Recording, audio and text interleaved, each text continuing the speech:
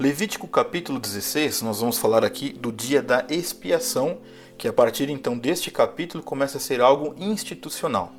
Logo depois que os filhos de Arão morreram, nós fizemos uma reflexão sobre isso.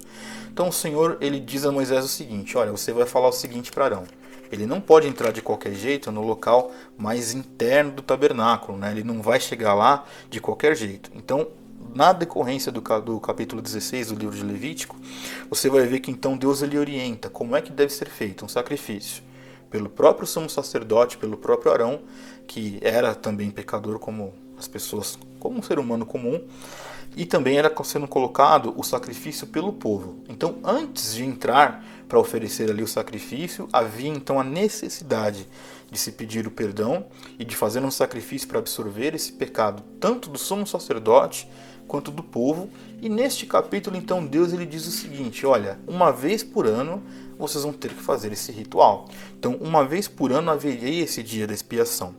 Isso é muito interessante porque a própria natureza deste ritual da expiação, do dia da expiação, ele mostra então que a purificação dos pecados e das impurezas, né, deve ser feita a partir da forma mais interna do tabernáculo. Muito interessante isso. Então, todos os outros rituais de purificação partem da cerimônia deste dia da expiação. Isso é maravilhoso, bem interessante mesmo. Então, você vai ver dentro deste capítulo como Deus sabe quem é quem. Exemplo, vai ter uma oferta para o sumo sacerdote, sim, porque o sumo sacerdote não está acima do bem e do mal. Ele também tem os seus pecados. Então ele não pode se chegar na parte mais interna do tabernáculo de qualquer jeito. Então ele vai fazer o sacrifício. Deus detalha qual é o sacrifício em relação a isto, ao sacrifício pelo próprio sumo sacerdote.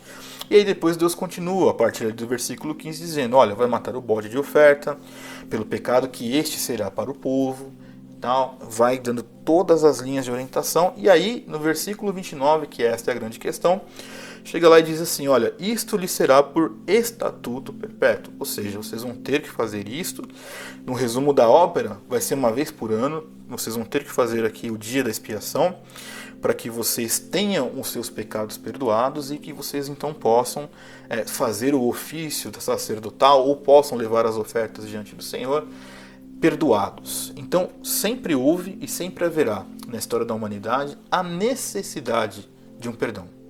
Aqui nós estamos vendo aqui um povo que estava no momento da aliança com Deus, aonde havia todas essas questões ritualísticas, sacrificiais, havia características mais presentes dessa aliança com Deus para aquela nação, para um contexto de época, mas que não anula a nossa necessidade até hoje do perdão, e perdão esse que já foi feito, já foi concedido e foi conquistado não por nós, mas mediante ao sacrifício de Cristo na cruz. Então, quando você olha para esses contextos, você vê, antigamente havia o sacrifício de um cordeiro, de um bode, alguma coisa desse tipo. Para nós hoje, houve o sacrifício de Cristo na cruz, que foi o nosso bode expiatório, sem reduzir a soberania de Cristo. Foi Ele que morreu para que eu e você tivéssemos esse perdão.